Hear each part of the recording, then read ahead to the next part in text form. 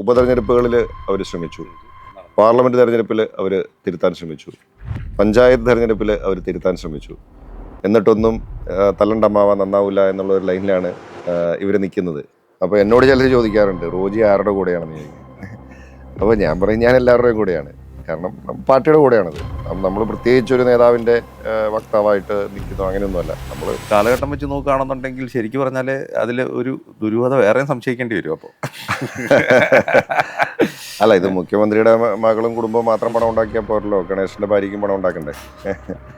ഇനിയിപ്പോൾ ജനങ്ങൾക്ക് തിരുത്താനുള്ള ഒരു അവസരം നിയമസഭാ ഇലക്ഷനാണ്. എനിക്ക് തോന്നുന്നത് people are waiting for that opportunity. ആളുകൾ ഇങ്ങനെ കാത്തു നിൽക്കുകയാണ്, മനസ്സിലത് വിധി എഴുതി കഴിഞ്ഞു. അപ്പോൾ ആ ഒരു പ്രതിഫലനം നിയമസഭാ തെരഞ്ഞെടുപ്പിലുണ്ടാവും. വലിയ ഒരു മാറ്റം കേരളത്തിൽ വരാൻ പോവാണ്.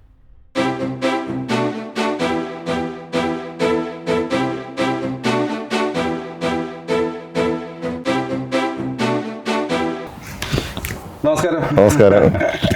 തെരഞ്ഞെടുപ്പിൻ്റെ വലിയ തിരക്കിൻ്റെ ഇടയിൽ നിന്ന് റോജി ഓടി ഇവിടെ വന്നു മെട്രോ വാർത്തയുടെ പരിപാടിയിലേക്ക്. മെട്രോ എന്താ പറയുക, നമ്മുടെ പോഡ്കാസ്റ്റ് പരിപാടിയിലേക്ക് വന്നതിൽ വളരെയധികം സന്തോഷം. സമയമില്ലാന്നറിയാം, നല്ല തിരക്കിലാണ്. നിങ്ങളുടെ സ്വന്തം മണ്ഡലത്തിലെ സ്വന്തം സ്ഥാപനത്തിലാണ് ഇരിക്കുന്നതെന്ന് വിചാരിക്കുക, അങ്കമാലിയിൽ തന്നെ. അപ്പോൾ എന്താണ് ഒന്ന് ഇലക്ഷൻ്റെ ഒരു പ്രിപ്പറേഷനും കാര്യങ്ങളൊക്കെ എവിടെ വരെയായി? അല്ല, ഇലക്ഷൻ ഇന്നിപ്പോൾ രാവിലത്തെ ഒരു കാര്യം കൂടെ പറയാം. ഇന്നിപ്പം കണ്ടില്ലേ, രാവിലെ ഇന്ന് രണ്ട് വലിയ സംഭവങ്ങളുണ്ടായി. ശ്രീ വെള്ളാപ്പള്ളി നടേശൻ SNDP യോഗം ജനറൽ സെക്രട്ടറി സ്ഥാനത്ത് നിന്ന് നിഷ്കാസിതനാകും പുറത്തായി. അത് അതൊരു പൊളിറ്റിക്കൽ ഡെവലപ്മെൻറ്റും കൂടിയാണ്. അതിൻ്റെ തൊട്ട് പുറകെ അതേ സമയത്ത് തന്നെ ജി സുധാകരൻ അദ്ദേഹം സ്വതന്ത്ര സ്ഥാനാർത്ഥിയാകുന്നു. ഞാൻ പോസ്റ്റർ ഒട്ടിക്കില്ല, ഞാൻ ചുവരെഴുതില്ല, ഞാൻ കൺവെൻഷൻ നടത്തില്ല, ഞാൻ വോട്ട് പിടിക്കാൻ പോവില്ല, പക്ഷേ ഞാൻ സ്ഥാനാർത്ഥിയായിരിക്കും എന്ന് പ്രഖ്യാപിക്കുന്നു. ഒരു വലിയ ഡെവലപ്മെൻറ്റ്, രണ്ട് വലിയ ഡെവലപ്മെൻറ്റ് ഉണ്ടായിരുന്നു. ഒന്ന് റോജിയുടെ ഒരു അല്ല, ഇത് SNDPയുമായി ബന്ധപ്പെട്ട കാര്യം അത് ഹൈക്കോടതിയുടെ തീരുമാനമാണ്. അതിനകത്ത് ഞാൻ പ്രത്യേകിച്ചൊന്നും പറയാനില്ല. ജി സുധാകരനുമായി ബന്ധപ്പെട്ടിട്ടുള്ളത് കഴിഞ്ഞ കുറേ കാലങ്ങളായി CPMൽ നടന്നുകൊണ്ടിരിക്കുന്ന, അല്ലെങ്കിൽ CPMൻ്റെ ഒരു ജീർണതയുടെ പ്രതിഫലനമാണ്. അതിൽ നിന്നും ജി സുധാകരനെ പോലുള്ള ഒരാൾ, മുതിർന്ന ഒരാൾ പുറത്തു വരുന്നു എന്നുള്ളത്. അതിന് വലിയ രാഷ്ട്രീയ മാനങ്ങളുണ്ടാവും. പ്രത്യേകിച്ച് ആലപ്പുഴയിലും അതുപോലെ തന്നെ കേരളത്തിലെമ്പാടും അത് വലിയ ഒരു ചർച്ചകൾക്ക് വഴിവെക്കും. എറണാകുളം മുതൽ തെക്കോട്ടുള്ള ജില്ലകളിൽ മിക്കവാറും അത് വളരെ, പ്രത്യേകിച്ച് ആലപ്പുഴ ജില്ലയിലെ 8 മണ്ഡലങ്ങളിലും അത് വളരെ കാര്യമായിട്ട് അതിൻ്റെ ഒരു ഇമ്പാക്റ്റ് ഉണ്ടാവും. കാരണം അദ്ദേഹം മന്ത്രിയായിരുന്ന കഴിഞ്ഞ ടൈമിൽ MLA ആയിരുന്ന ഒരാളാണ്. അപ്പോൾ അദ്ദേഹം വളരെ സത്യസന്ധനായിട്ടുള്ള, നീതിമാനായിട്ടുള്ള ഒരു ഭരണാധികാരിയായിരുന്നു. MLAമാരെയൊക്കെ ഭരണകക്ഷി പ്രതിപക്ഷമൊന്നും നോക്കാണ്ട് തുല്യമായി പരിഗണിച്ചിരുന്ന ഒരാളാണ്. അതെല്ലാവരും എപ്പോഴും പറയുന്നൊരു കാര്യമാണ്. എല്ലാ MLAമാർക്കും തുല്യമായി ഫണ്ട് വീതം വെച്ചിട്ടുള്ള ഒരു കാലഘട്ടം PWDയിൽ എനിക്ക് തോന്നുന്നു അദ്ദേഹത്തിൻ്റെ കാലഘട്ടത്തിലാണ് ഉണ്ടാകുക. അപ്പം അങ്ങനെ സത്യസന്ധനായിട്ടുള്ള കല്ലിട്ട സാധനങ്ങളൊക്കെ അല്ലേ ഇപ്പോഴും പലതും വന്ന് അദ്ദേഹത്തിൻ്റെ കാലത്ത് തുടങ്ങിയതാണ് പലതും ഇപ്പോൾ ഉദ്ഘാടിക്കുന്നു എന്നൊക്കെ അവകാശപ്പെടുന്നതൊക്കെ. അപ്പോൾ പിന്നെ അഴിമതി ഇല്ലാത്ത ഒരാളാണ്. അപ്പോൾ അങ്ങനെ ഒരു പുള്ളിയെ പറഞ്ഞിട്ടുണ്ട്, ഞാൻ 5 പ്രാവശ്യം MLA ആയി, എനിക്ക് ഇച്ചിരി പെൻഷൻ കാശൊക്കെ കിട്ടുന്നുണ്ട്, പ്രഷറിനും ഗുളി എന്താ ഷുഗറിനൊക്കെ ഉള്ള മരുന്ന് മേടിക്കാനുള്ള കാശ് എനിക്ക് അതിനകത്തുനിന്ന് കിട്ടുന്നുണ്ടെന്ന് പറയുന്ന അത്രയും സിമ്പിളായിട്ടുള്ള. അതെ. അദ്ദേഹം വളരെ ഞാൻ പറഞ്ഞു സത്യസന്ധനാണ്. ഇത്രയും 65 വർഷമൊക്കെ ഒരു പാർട്ടിയിൽ, പ്രത്യേകിച്ച് പിണറായി വിജയൻ്റെ അത്രയും തന്നെ സീനിയറായിട്ടുള്ള ഒരാൾ ഒരു സുപ്രഭാതത്തിൽ പെട്ടെന്ന് തന്നെ അദ്ദേഹം, ഇത് സുപ്രഭാതമല്ല, കഴിഞ്ഞ കുറേ കാലങ്ങളായിട്ട് ഉണ്ടായിക്കൊണ്ടിരിക്കുന്ന ഒരു ഡെവലപ്മെൻറ്റിൻ്റെ ഭാഗമാണ് എനിക്ക് തോന്നുന്നത്. അപ്പോൾ അദ്ദേഹത്തെ പോലുള്ള ഒരാൾക്ക് പോലും ഇന്ന് കമ്മ്യൂണിസ്റ്റ് പാർട്ടി നിലനിൽപ്പില്ല എന്ന് പറയുമ്പോൾ, അല്ല, അതിൽ 2 പേരും ഉണ്ട്. മെനിങ്ങാന്നാണ് മൂന്തൻ്റെ ഇവിടെ എനിക്ക് തോന്നുന്നത് CPIയിൽ ഇദ്ദേഹം കമ്മ്യൂണിസ്റ്റ് പാർട്ടിയിൽ നിന്ന് അകന്നതല്ല. യഥാർത്ഥത്തിൽ ഇദ്ദേഹത്തിൽ നിന്നും കമ്മ്യൂണിസ്റ്റ് പാർട്ടി ആകുന്നതാണ്. അല്ലെങ്കിൽ കമ്മ്യൂണിസ്റ്റ് ആശയങ്ങളും കമ്മ്യൂണിസ്റ്റ് സംഘടനാ തത്വങ്ങളും ഒക്കെ ഇദ്ദേഹത്തെ പോലുള്ള ഒരു യഥാർത്ഥ കമ്മ്യൂണിസ്റ്റിൽ നിന്ന് അകന്നു പോയതിൻ്റെ ഭാഗമായി ഇദ്ദേഹം ഇപ്പോൾ പുറത്ത് നിൽക്കുന്നു എന്ന് നമുക്ക് വിചാരിക്കേണ്ടതാണ്. അല്ല, ഈ മൂന്തനെ പോലുള്ള ഒരാൾ ഇദ്ദേഹം കമ്മ്യൂണിസ്റ്റ് പാർട്ടിയിൽ നിന്ന് പുറത്തു CPM ആണ്. അല്ല, ഞാൻ മൂന്തനെ പോലെ വളരെ പാവം, അതായത് അദ്ദേഹത്തിന് ഈ പറഞ്ഞ പോലെ ജീവിക്കാൻ വേറെ മാർഗങ്ങളൊന്നുമില്ല. അദ്ദേഹം ഇതുപോലെ തന്നെ കഴിഞ്ഞ ദിവസം CPIയിൽ നിന്ന് പുറത്തു വന്നു. റിവോൾട്ട് ഉണ്ടാക്കി വരുന്നത്. എന്തുകൊണ്ടാണ് ഈ നല്ല നമ്മൾ പുറത്തേക്കുന്ന ആൾക്കാർ കമ്മ്യൂണിസ്റ്റ് സത്യസന്ധനും നീതിമാനും അഴിമതിരഹിതരും ഒക്കെയായ ആളുകൾക്ക് ഇന്ന് കമ്മ്യൂണിസ്റ്റ് പാർട്ടിയിൽ നിലനിൽപ്പില്ല എന്നുള്ളതിൻ്റെ ഉത്തമ ഉദാഹരണങ്ങളാണ്. പാർട്ടിയെ വേറെ ആൾക്കാർ ഹൈജാക്ക് ചെയ്തു. അത് ഈ തെരഞ്ഞെടുപ്പിൽ എന്തായാലും അതിൻ്റെ അല്ല, ഇത് ജി സുധാകരനെ പോലെ ഒരാൾ അത് തുറന്നു പറയാനും പുറത്തു വരാനുമുള്ള ഒരു ധൈര്യം കാണിച്ചു. നമ്മൾ അറിയപ്പെടാത്ത നിരവധി കമ്മ്യൂണിസ്റ്റുകാരുണ്ട്. ഇത് മനസ്സിലൊതുക്കി മിണ്ടാതെ നടക്കുകയും തെരഞ്ഞെടുപ്പ് വരുമ്പോൾ അതിൻ്റെ ഞാൻ കാണിച്ചു തരാം എന്ന ലൈനിൽ നിൽക്കുന്നവരുണ്ട്. എനിക്ക് തോന്നുന്നു കേരളത്തിലെ ഈ കഴിഞ്ഞ കുറേ കാലഘട്ടത്തിനിടെ ഇത് ആദ്യമായിട്ടായിരിക്കും ഒരു പക്ഷേ ഇത്രയും ഏരിയ കമ്മിറ്റി സെക്രട്ടറിമാരെ, ലോക്കൽ കമ്മിറ്റി സെക്രട്ടറിമാരെ പോലുള്ള ആൾക്കാർ നമ്മളറിയുന്നില്ല. ലോക്കൽ പേജുകളിലൊക്കെ ചിലപ്പം പത്രങ്ങളുടെയൊക്കെ ലോക്കൽ പേജുകളിൽ വാർത്ത വരുന്നുണ്ട്. ഇവരൊക്കെ പാർട്ടി വിട്ട് പുറത്തേക്ക് വരികയും കോൺഗ്രസിൽ ചേരുകയും BJP പോവുകയൊക്കെ ചെയ്യുക. നമുക്കറിയില്ല. അതിങ്ങനെ സംഭവിക്കുന്ന ഒരു വ്യാപകമായിട്ട് സംഭവിക്കുന്നു. നമ്മുടെ നാട്ടിൽ തന്നെ ഇതിപ്പോൾ നമ്മൾ സംസാരിക്കുന്നത് മുൻ മന്ത്രി MLA ആയിരുന്ന ആളുകളെ കുറിച്ചൊക്കെയാണ്. ഇതൊന്നും അല്ലാതെ പഞ്ചായത്ത് മെമ്പർമാരായിരുന്നവരും പാർട്ടിയുടെ സജീവ പ്രവർത്തകരായിരുന്ന ബ്രാഞ്ചിലും ലോക്കൽ കമ്മിറ്റിയിലും ഒക്കെ ഉണ്ടായിരുന്ന എത്രയോ ആളുകൾ CPM വിട്ടിട്ട് നമ്മുടെ അടുത്തേക്ക് വരുന്നവരുണ്ട്. അത് നമുക്ക് അങ്കമാലിയിൽ തന്നെ എനിക്കറിയാം. അപ്പോൾ അത് കേരളത്തിലെമ്പാടും നടക്കുന്ന ഒരു കാര്യമാണ്. അല്ല, അത് ഇത് വളരെ കൂടിയിട്ടുണ്ട്. അത് നമ്മളല്ല, കമ്മ്യൂണിസ്റ്റ് പാർട്ടിയുടെ ഒരു അപജയമാണ് ഇത്. പിണറായി വിജയൻ്റെയും അദ്ദേഹത്തോടൊപ്പം നിൽക്കുന്ന ഏതാനും ചില ആളുകളുടെയും ഒരു പ്രൈവറ്റ് ലിമിറ്റഡ് കമ്പനി എന്ന നിലയിലേക്ക് ഈ പാർട്ടി മാറുമ്പോൾ, അല്ലെങ്കിൽ ഇവർ തന്നെ പറയുന്ന കണ്ണൂർ ലോബിയിലെ ഏതാനും ചില ആളുകളുടെ കൈകളിലേക്ക് ഈ പാർട്ടി എത്തിയതിൻ്റെ പ്രതിഫലനങ്ങളാണ് കണ്ടുകൊണ്ടിരിക്കുന്നത്. അല്ല, ഞാൻ ചോദിക്കുന്നത് ഇപ്പോൾ റോജിയാണെങ്കിൽ JNUവിൽ നിന്നൊക്കെ ഇങ്ങനെ അവിടുന്നേ വന്നതാണ്. ഞങ്ങൾ വരുന്നത് തന്നെ ഒരു കമ്മ്യൂണിസ്റ്റ് കോട്ടയിൽ നിന്ന് വന്ന. ഞാൻ ജനിച്ചു വളർന്നത് കണ്ണൂരാണ്. പഠിച്ചത് JNUവിലാണ്. അപ്പോൾ ഈ കമ്മ്യൂണിസ്റ്റ് പ്രസ്ഥാനങ്ങൾ അവരുടെ എന്താ പറയുന്നത് എല്ലാ തീവ്ര മുഖമൊക്കെ കണ്ടിട്ട് വന്ന ആളാണ് ഞാൻ. അപ്പോൾ അതുകൊണ്ട് പക്ഷേ അന്നൊക്കെ കമ്മ്യൂണിസ്റ്റ് പാർട്ടിക്കൊക്കെ ഒരു ആശയമുണ്ടായിരുന്നു, അല്ലെങ്കിൽ ചില പ്രിൻസിപ്പിൾസ് ഉണ്ടായിരുന്നു. ഇപ്പോൾ അതെല്ലാം പോയി. ഇപ്പോൾ അധികാരം നിലനിർത്താൻ വേണ്ടി പിണറായി വിജയനെ ഒന്നുമില്ല. അവിടെ പണ്ടുണ്ടായിരുന്ന ആ സൈദ്ധാന്തിക ഒരു മുഖമൊക്കെ അവിടെ ഡൽഹി യൂണിവേഴ്സിറ്റി JNU ഒക്കെ ഇപ്പോൾ അതൊക്കെ ഇപ്പോൾ എന്താ പറയുന്നത്, കുറച്ച് ആൾക്കാർ ചില ആളുകൾക്ക് പറഞ്ഞു കിടക്കാനുള്ള ചില ഓർമ്മകൾ മാത്രമായി. ഇപ്പോൾ വളരെ കൃത്യമായിട്ട് ഞാൻ പറഞ്ഞല്ലോ. ഇപ്പോൾ അല്ല, അവിടെ ഈ സംഘപരിവാരൊക്കെ വന്ന് ഭയങ്കരമായിട്ട് കടന്നു കയറുക, ABP-കാരൊക്കെ അല്ല ഞാൻ പറയണേ, അങ്ങനെ ഒരു സാഹചര്യം ഇവർ തന്നെ ഒരുക്കി ഉണ്ടാക്കി കൊടുത്തത് കൊണ്ടാണ്. ഇവരുടെ പ്രവർത്തന ശൈലിയുടെ ഭാഗമാണ് അതൊക്കെ. അതിൻ്റെ ഭാഗമായി ആശയപരമായിട്ടുള്ള ആ ഒരു മനോഹാരിതയൊക്കെ പറഞ്ഞിരുന്ന ഒരു കാലഘട്ടമൊക്കെ കഴിഞ്ഞുപോയി. ഇപ്പോൾ കേരളത്തിൽ നോക്കിക്കഴിഞ്ഞാൽ അധികാരം നിലനിർത്തുക, പണം ഉണ്ടാക്കുക, കുറേ സ്വന്തക്കാരെ തിരികെ കയറ്റുക, അവർക്ക് വേണ്ടിയിട്ടുള്ളൊരു ഭരണം നടത്തുക, ഒരു കുടുംബവാഴ്ച, ഇതൊക്കെയാണ് ഇപ്പോൾ നടന്നുകൊണ്ടിരിക്കുന്നത്. പാർട്ടിക്കകത്തായാലും ഭരണത്തിലായാലും അത് പാർട്ടിക്കാരതൊക്കെ കണ്ടറിഞ്ഞ് അവർ പ്രതികരിച്ച് തുടങ്ങിയിട്ടുണ്ട്. അതാണിപ്പോൾ കാണുന്നത്. കിട്ടുന്നതുകൊണ്ട് ഇങ്ങനെ പാർട്ടിയുടെ കൂടെ ഇങ്ങനെ പിന്നെ ഭരണത്തിൻ്റെ ഭാഗമാണ്, അതുകൊണ്ട് അതിൻ്റെ എന്തെങ്കിലുമൊക്കെ പങ്കുപറ്റാൻ സാധിക്കുമെന്ന് നോക്കി നിൽക്കുന്ന കുറേ ആളുകൾ. കുടുംബശ്രീൻ്റെ തൊഴിലുറപ്പ്, പിന്നെ സഹകരണ ബാങ്കിൻ്റെ ഇച്ചിരി വായ്പ കിട്ടും, ഇവർ പിണക്കി. നിങ്ങൾ ഇതൊന്നും വേണ്ട. ഈ കഴിഞ്ഞ 10 വർഷത്തിൽ കമ്മ്യൂണിസ്റ്റ് പാർട്ടിയുടെ ഏരിയ സെക്രട്ടറിമാരും കമ്മ്യൂണിസ്റ്റ് പാർട്ടിയുടെ ജില്ലാ കമ്മിറ്റി ലെവലിലോ അല്ലെങ്കിൽ ഏരിയ ലെവലിലോ ഒക്കെ ലോക്കൽ സെക്രട്ടറിമാരും ഒക്കെ ഉണ്ടാക്കിയിരിക്കുന്ന പണത്തിൻ്റെ അളവ് നിങ്ങളൊന്ന് അന്വേഷിച്ചാൽ മതി. കേരളത്തിലെമ്പാടും എല്ലാവരും ഞാൻ പറയുന്നില്ല, പക്ഷേ ബഹുഭൂരിപക്ഷം അവരുടെ ലോക്കൽ സെക്രട്ടറിമാരും അല്ലെങ്കിൽ ഏരിയ സെക്രട്ടറിമാരും അല്ലെങ്കിൽ ജില്ലാ കമ്മിറ്റി ലെവലിലൊക്കെ ഉള്ള ആളുകൾ അവരൊക്കെ വലിയ പണക്കാർ, കോടീശ്വരന്മാരാണിപ്പം. അതെങ്ങനെ ഉണ്ടായി?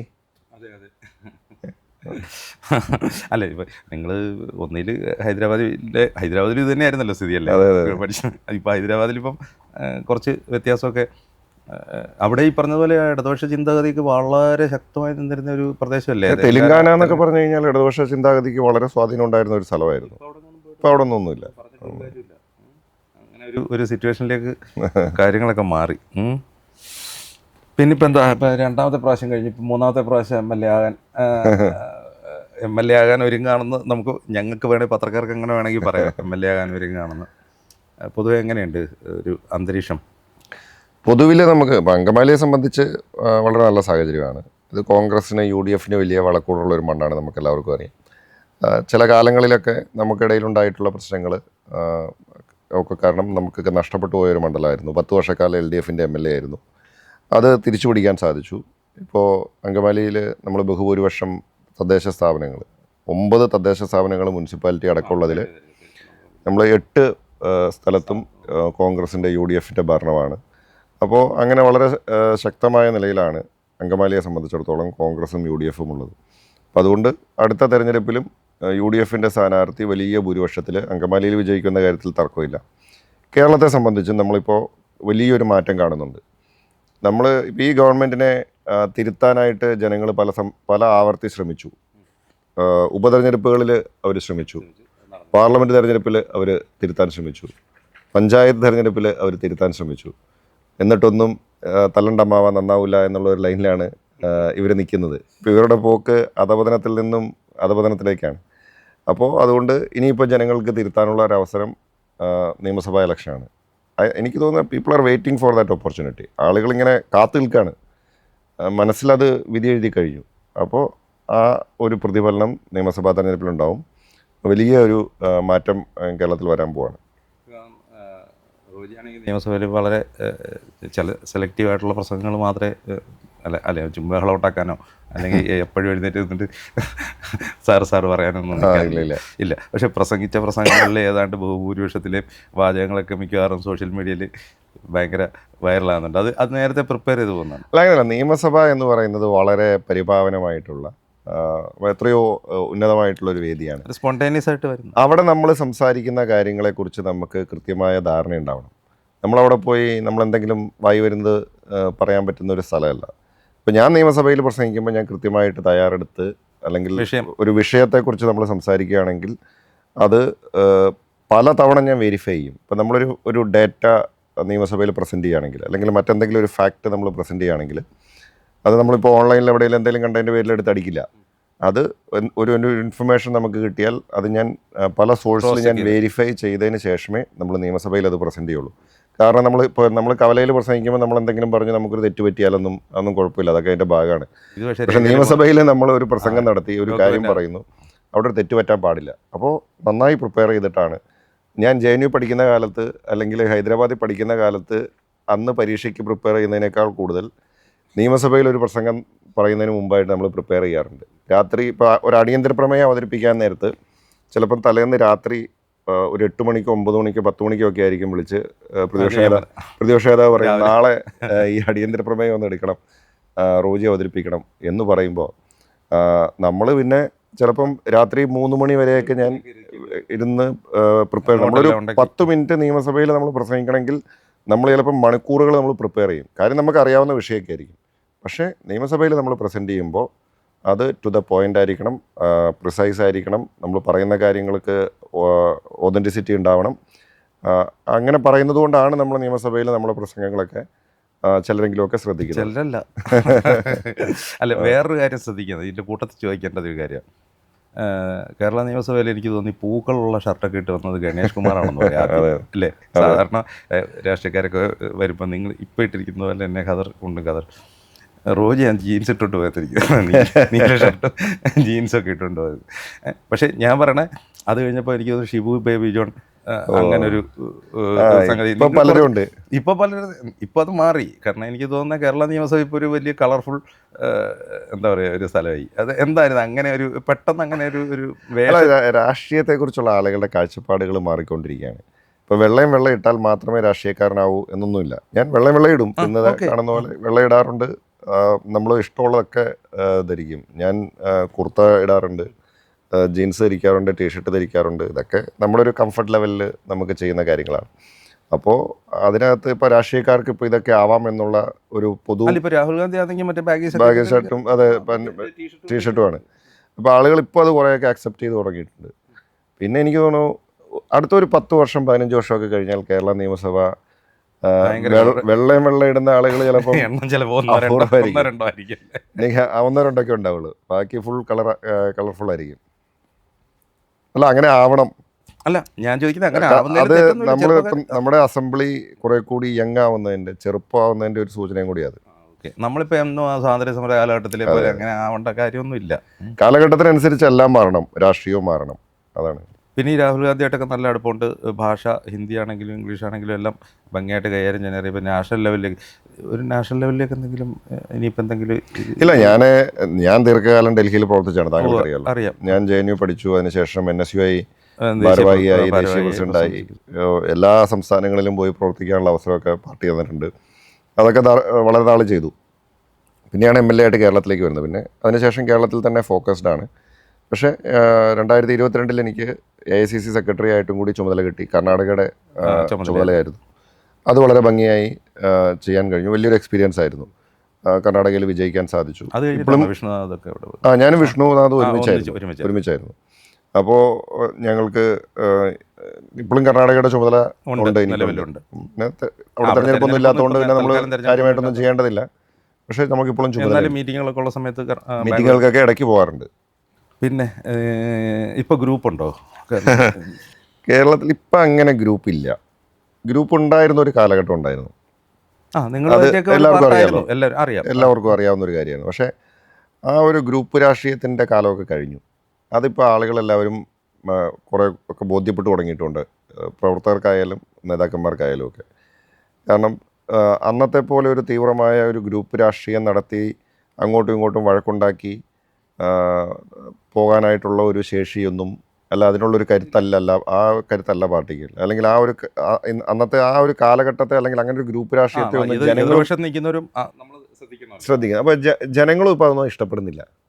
അല്ല, സുഹൃത്ത് ബന്ധങ്ങളുണ്ടാവും, ഉണ്ട്. അത് കാണുമ്പോൾ പിന്നെ അത് ഗ്രൂപ്പാണെന്നൊക്കെ ചിലപ്പോൾ അങ്ങനെയുള്ളൂ. അതല്ലാണ്ട് പണ്ട് കാണുന്ന ഈ വെർട്ടിക്കലായിട്ടുള്ള ഗ്രൂപ്പ് ഡിവിഷൻ ഒന്നും ഇപ്പോൾ ഇല്ല. ഇപ്പോൾ ഏത് ഗ്രൂപ്പാണെന്ന് കർണാടകൻ ഗ്രൂപ്പ് ഉണ്ടായിരുന്നു. അതൊക്കെ പ്രത്യക്ഷത്തിൽ തന്നെ ഉണ്ടായിരുന്ന ഗ്രൂപ്പാണ്. അവർ തന്നെ അത് സമ്മതിച്ചിട്ടുള്ളതാണ്. ഇപ്പം അങ്ങനെ ഏത് ഗ്രൂപ്പാണെന്ന് ആർക്കും പറയാൻ പറ്റില്ല. ഇപ്പം എന്നോട് എന്താ ഗ്രൂപ്പ് എന്ന് ചോദിച്ചാൽ എനിക്കറിയില്ല. അങ്ങനെ ഒരു ഗ്രൂപ്പില്ല. അതാണ്. എന്നാലും വളരെ കംഫർട്ടബിൾ ആയിട്ട് തന്നെയാണ് ഇപ്പോൾ കാര്യങ്ങളെല്ലാം. പൊതുവെ നമ്മൾക്കൊക്കെ എല്ലാ നേതാക്കന്മാരുമായിട്ടും വളരെ നല്ല സൗഹൃദം വെച്ച് പുലർത്തുന്ന ഒരാളാണ് ഞാൻ. അപ്പോൾ എന്നോട് ചിലർ ചോദിക്കാറുണ്ട്, റോജി ആരുടെ കൂടെയാണെന്ന് ചോദിക്കും. അപ്പോൾ ഞാൻ പറയും, ഞാൻ എല്ലാവരുടെയും കൂടെയാണ്. കാരണം പാർട്ടിയുടെ കൂടെയാണത്. അപ്പം നമ്മൾ പ്രത്യേകിച്ചൊരു നേതാവിൻ്റെ വക്താവായിട്ട് നിൽക്കുന്നു അങ്ങനെയൊന്നുമല്ല നമ്മൾ. അല്ല, പക്ഷേ ഞാൻ പറഞ്ഞ ഇതിൻ്റെ മുതിർന്ന നേതാക്കന്മാരുടെ പേര് ഞാൻ പറയുന്നില്ല. പക്ഷേ താഴെ നിൽക്കുമ്പോൾ ഇപ്പോൾ ഹൈബി, റോജി, കുഴൽനാടൻ, ഞാൻ പറഞ്ഞ ഇങ്ങനെ അല്ല, അത് ഞങ്ങളുടെ പ്രായത്തിലുള്ള ആളുകളുമായിട്ടുള്ള ഞങ്ങൾക്കുള്ള സൗഹൃദം. നിങ്ങളൊരു പ്രായത്തിൻ്റെതായിട്ടുള്ള ഞങ്ങൾക്കുള്ള സൗഹൃദങ്ങൾ. പക്ഷേ അവിടെ ഒരു പ്രശ്നം എന്താണെന്ന് വെച്ചാൽ, ഇപ്പോൾ കേരള രാഷ്ട്രീയത്തിൽ കാണുന്ന ഒരു വലിയൊരു കുഴപ്പമെന്ന് പറഞ്ഞാൽ എന്തിനേയും സ്ത്രീ വിഷയവുമായിട്ട് ഭയങ്കരമായിട്ട് കണക്ട് ചെയ്യിക്കും. അതായത് ഒരു വ്യക്തിയെ നമുക്ക് എങ്ങനെ ടാർണിഷ് ചെയ്യണം, അല്ലെങ്കിൽ ഒരാളെ എങ്ങനെ നമുക്ക് ഒഴിവാക്കണം, ഉടനെ അതിനകത്ത് ഈ പറഞ്ഞ ഒരു ആംഗിൾ കൊണ്ടുവരിക. അപ്പോൾ അതിന് വ്യൂവേഴ്സ് കിട്ടാൻ വേണ്ടിയിട്ട് 10 ചാനലുകളുണ്ട്. കാരണം അവർക്കും ഇൻട്രസ്റ്റ് ഉള്ള വിഷയമായതുകൊണ്ട് അതിപ്പോൾ ഭയങ്കര വ്യാപകമായില്ലേ. അതങ്ങനെ എല്ലാവരും വളരെ കെയർഫുൾ ആയിരിക്കേണ്ട ഒരു കാര്യം തന്നെയാണ്. പിന്നെ ഇത് പലപ്പോഴും അത് മിസ്യൂസ് ചെയ്യപ്പെടുന്നുണ്ട്. പിന്നെ നേതൃത്വത്തിൽ നിൽക്കുന്ന ആളുകൾ സ്വാഭാവികമായിട്ടും വളരെ കെയർഫുൾ ആയിരിക്കണം. ഇത്തരം കാര്യങ്ങൾ ഉണ്ടാവാതെ ശ്രദ്ധിക്കേണ്ട ഉത്തരവാദിത്വമുണ്ട്.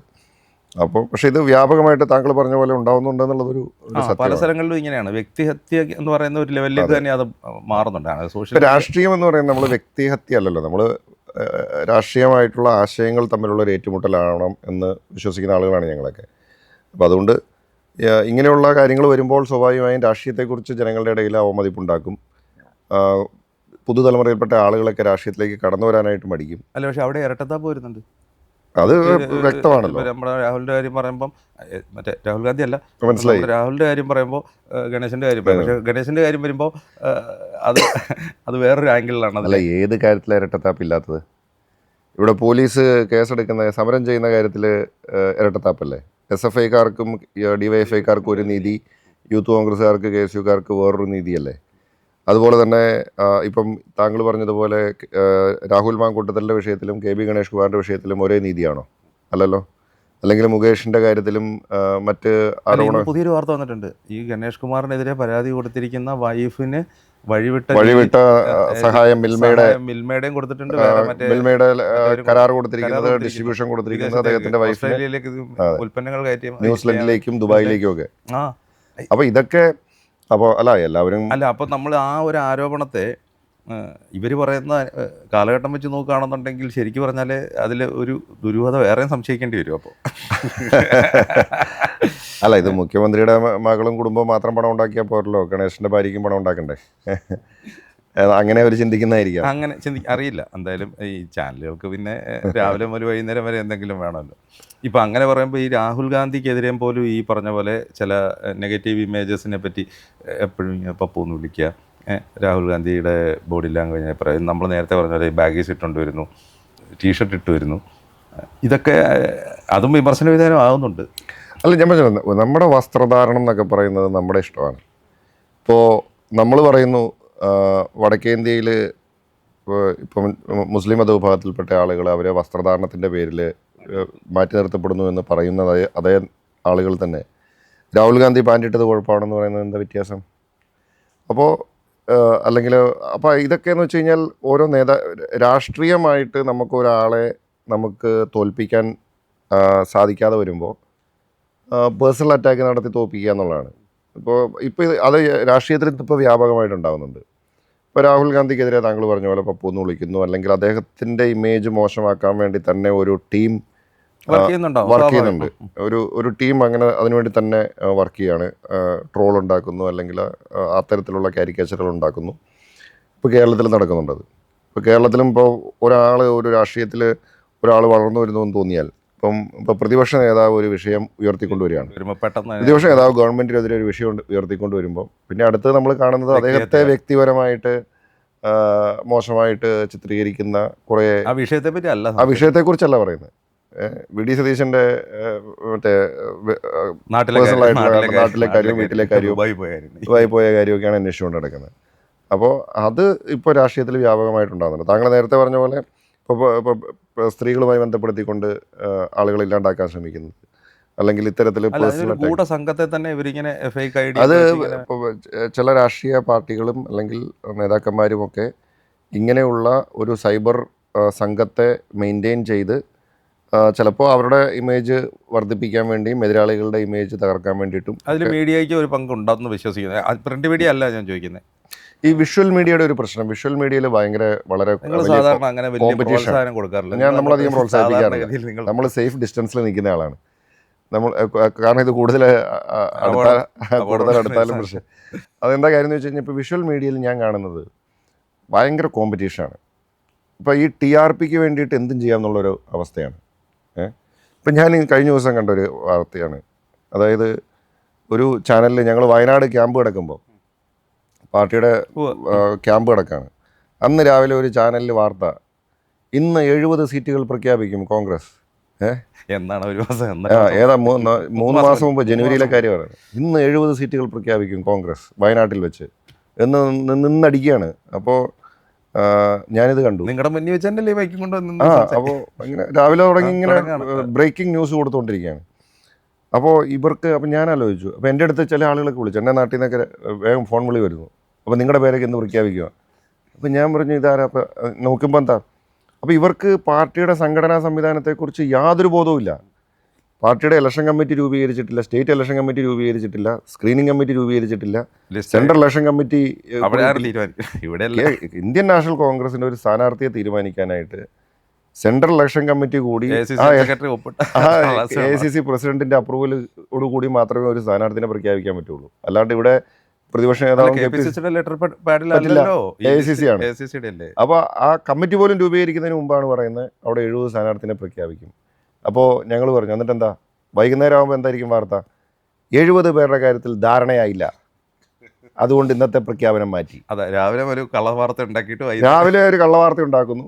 എന്നിട്ട് അത് ആ വാർത്ത സ്ഥിരീകരിക്കാൻ അവർക്ക് പറ്റാതെ വരുമ്പം അവർ നേരെ തിരിച്ച് ഇത് രണ്ടും നമ്മുടെ കുഴപ്പമല്ല. അപ്പോൾ കഴിഞ്ഞ ദിവസം വേറൊരു ചാനലിൽ ഞാൻ കണ്ടു, ജാഥ തുടങ്ങുമ്പോൾ പ്രതിപക്ഷ നേതാവിൻ്റെ പുതുയുഗ യാത്ര തുടങ്ങുമ്പോൾ സ്ഥാനാർത്ഥിനെ പ്രഖ്യാപിക്കുമെന്ന് പറഞ്ഞിട്ട് ഇതുവരെ പ്രഖ്യാപിച്ചിട്ടില്ല. പുതുയുഗ യാത്ര തുടങ്ങുമ്പോൾ സ്ഥാനാർത്ഥിനെ പ്രഖ്യാപിക്കുന്നു ഏതെങ്കിലും ഒരു കോൺഗ്രസ്സുകാരൻ എവിടെയെങ്കിലും പറഞ്ഞിട്ടുണ്ടോ? അവർ തന്നെ പറയുന്നു, ഇത് ചാനലുകൾ തന്നെ പറയുകയാണ്. പുതുയുഗ യാത്രയിൽ കാസർഗോഡ് വെച്ച് ഇത്ര പേരെ പ്രഖ്യാപിക്കും, കോഴിക്കോട് വെച്ച് ഇത്ര പേരെ പ്രഖ്യാപിക്കും.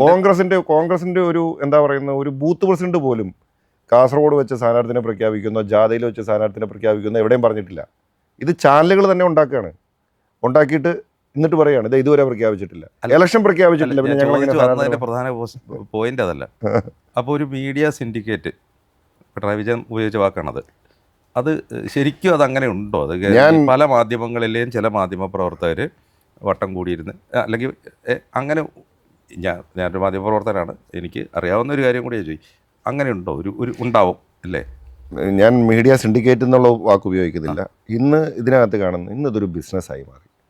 മീഡിയ എന്ന് പറയുന്നത് അൺഫോർച്ചുനേറ്റ്ലി ഒരു മറ്റേത് ബിസിനസ് പോലെയുള്ള ഒരു ബിസിനസ്സായി മാറി, പ്രത്യേകിച്ച് വിഷ്വൽ മീഡിയ.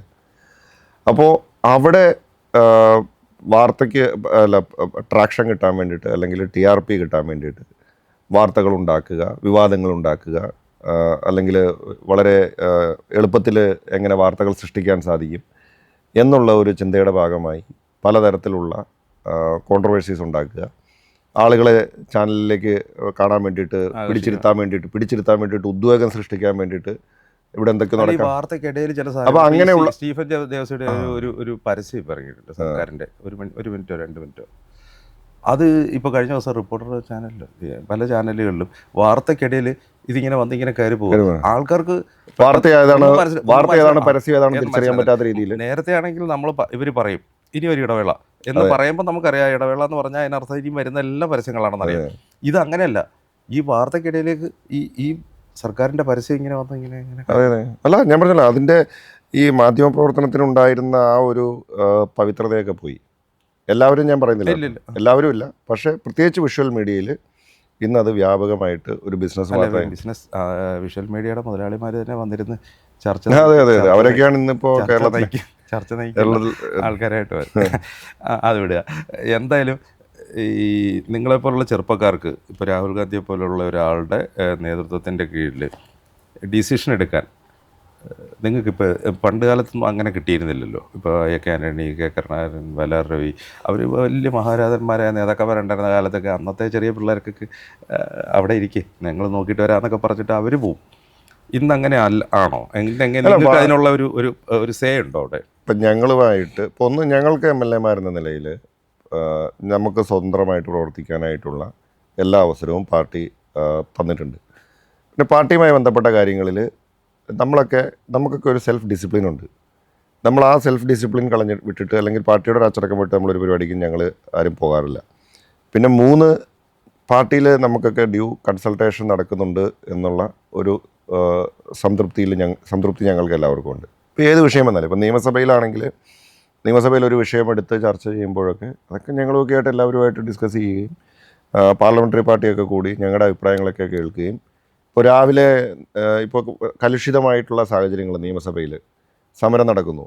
ഇപ്പോൾ ഞങ്ങൾ രാവിലെ 8 മണിക്ക് എല്ലാവരും പ്രതിപക്ഷ നേതാവിൻ്റെ ഓഫീസിൽ കൂടി മുഴുവൻ MLA മാരുടെ അഭിപ്രായം കേട്ട് അവിടെ വെച്ചാണ് ഞങ്ങളൊരു സ്ട്രാറ്റജി, എല്ലാവരുടെ അഭിപ്രായം കേട്ടിട്ടാണ് ഒരു സ്ട്രാറ്റജി തീരുമാനിച്ചാണ് ഞങ്ങൾ സഭയ്ക്കകത്തേക്ക് പോകുന്നത്.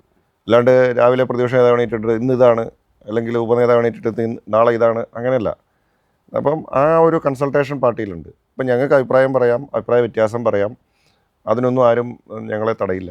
ആ ഒരു സ്പേസ് ഉണ്ട് പാർട്ടിയിൽ. അതാണ് കോൺഗ്രസിനെ ഒരുപക്ഷെ CPM നിന്നുമൊക്കെ വ്യത്യസ്തമാണ്. അല്ല, ഞാൻ ചോദിക്കുന്നത് മുൻകാലത്തിൽ അങ്ങനെ ആയിരുന്നില്ലല്ലോ. അത് അന്ന് വേറെ കൾച്ചർ വേറെ ആയിരുന്നതുകൊണ്ടാണ്, അന്നത്തെ രീതി വേറെ ആയിരിക്കും. ഹൈക്കമാൻഡ് എന്ന് പറയുന്ന ഒരു സംഗതി അവിടെ നിൽക്കുന്നു, ഇവിടുത്തെ നേതാക്കന്മാർ, മുതിർന്ന നേതാക്കന്മാർ, അങ്ങനെ ഒരു സിറ്റുവേഷൻ ഉണ്ട്. ഞാൻ അതിനെ കാണുന്നത് ഇപ്പോൾ ആദ്യം 2020 കാര്യത്തിൽ 2020 അവർ തുടങ്ങിയപ്പോൾ ഉണ്ടായിരുന്ന ഒരു സ്വീകാര്യത കുന്നത്തുനാട് തന്നെ നഷ്ടപ്പെട്ടു.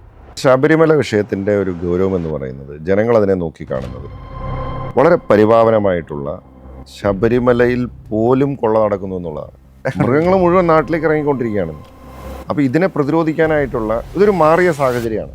ഞാൻ പറഞ്ഞല്ലോ, ഒരു ഗവൺമെൻറ് ഒരു ഉത്തരവാദിത്തം എന്താ, സംസ്ഥാനത്ത് ജനങ്ങളുടെ ജീവിതത്തിൽ അല്ലെങ്കിൽ സംസ്ഥാനത്തിന് ഒരു പ്രതിരോധം എന്തെങ്കിലും. കാരണം ഇപ്പോൾ സാഹചര്യം മാറി. കേരളത്തിൽ കാസർഗോഡ് മുതൽ തിരുവനന്തപുരം വരെ മലയോര മേഖലയിൽ മുഴുവൻ പ്രശ്നമാണ്. ഗവൺമെൻറ് എന്താ ചെയ്യുന്നത്? ഗവൺമെൻറ്റിന് അങ്ങനെ ഒരു വകുപ്പുണ്ടോ എന്ന് തന്നെ അറിയത്തില്ല. മയക്കുവടി ഏറ്റത് ആർക്കാണെന്ന് സംശയമുണ്ട്. മയക്കുവടി ആനയ്ക്കാണോ കൊണ്ടത് അതോ സർക്കാരിലിരിക്കുന്ന ചില ആളുകൾക്കാണോ എന്നുള്ള സംശയത്തിരിക്കുക.